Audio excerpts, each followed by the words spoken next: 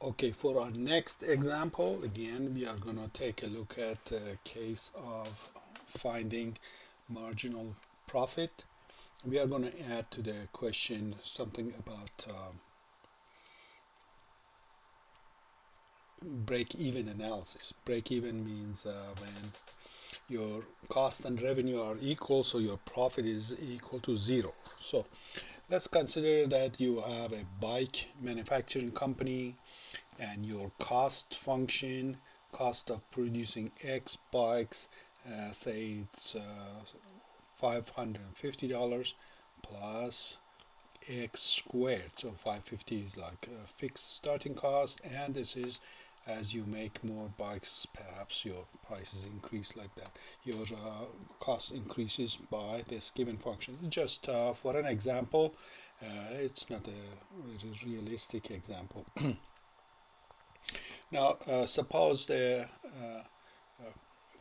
price function for x is 200 minus 0.2x.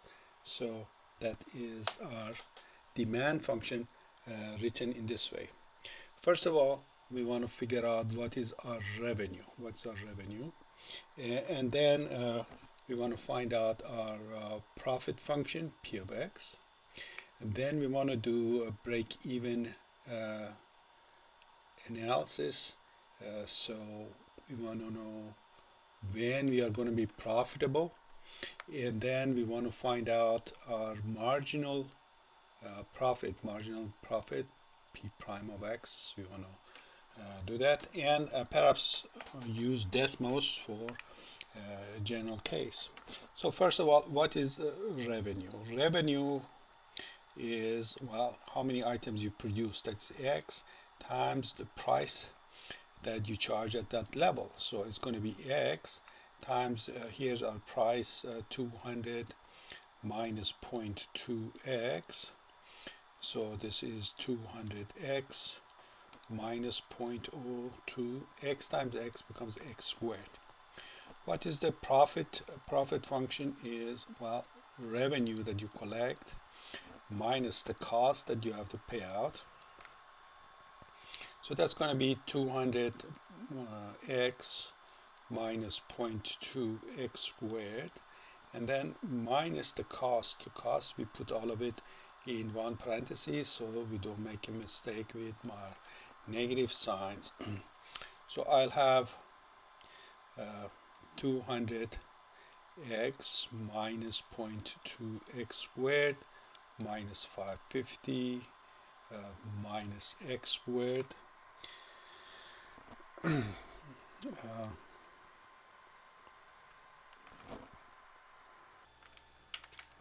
Okay, we can simplify our profit function. 0.2 and 1 here makes minus 1.2x squared. This is 200x positive, and that is minus 550. Okay, break even. Break even means what? One way to talk about it is when your revenue catches up to your cost function. Another way for getting the same thing is to say, well, your profit, which is the difference of these two, becomes zero. So we can set the profit equal to 0 minus 1.2x squared plus 200x minus 550 equal to 0. Set it equal to 0, apply the quadratic formula, find the answers, and then round it to interior. Another way is to study the graph of revenue and cost and see what's happening there. Let me just go and show this thing to you. So here I have in red I have the cost function. So the cost function here is what you see displayed here in red here. That is my cost function. Revenue function is in blue. At some point revenue falls below the cost, and that is where our break-even is happening. Break-even point is at this location. On Desmos, you can just click on it, and it tells you, well, 163.86, and the revenue or cost is 27,403.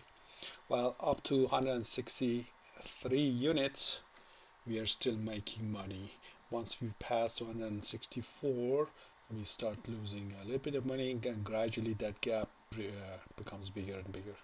At the other end, here's another intersection, 2.79. Of course, we don't make 2.79 bikes or something. We go to the next number, 3. We go to the interior. At 3, we start to make money. Revenue is more than the cost, and at that point, we are making like a bit. If you want to graph the profit function, you can do that too.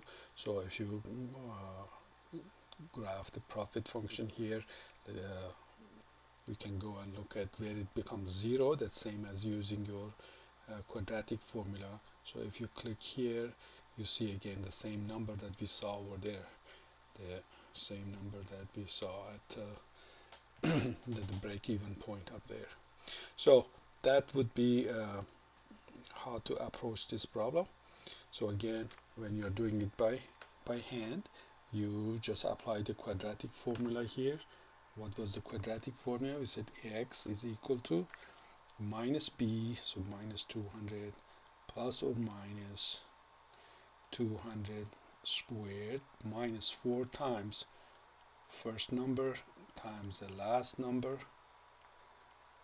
and then divided by twice the first number. So when we work out these two roots, we are going to get our answers 163 and 3. Okay, and then if you have to calculate p prime is going to be the derivative of this thing. So derivative p prime, derivative of this thing is going to be, derivative of 2x squared is going to be 2x. 2 times that would be minus 2.4x, and derivative of x is just 1, so the derivative would be minus 2.4x plus 200.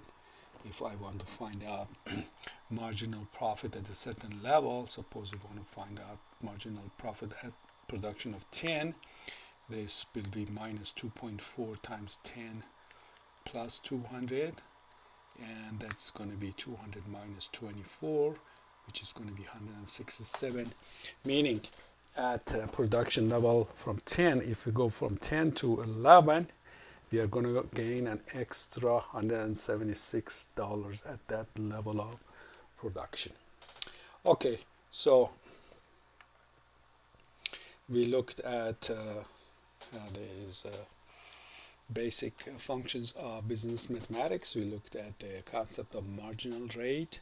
We also dealt with the supply and demand functions, and we solved a few problems in this regard. Until next lecture, good luck and God bless.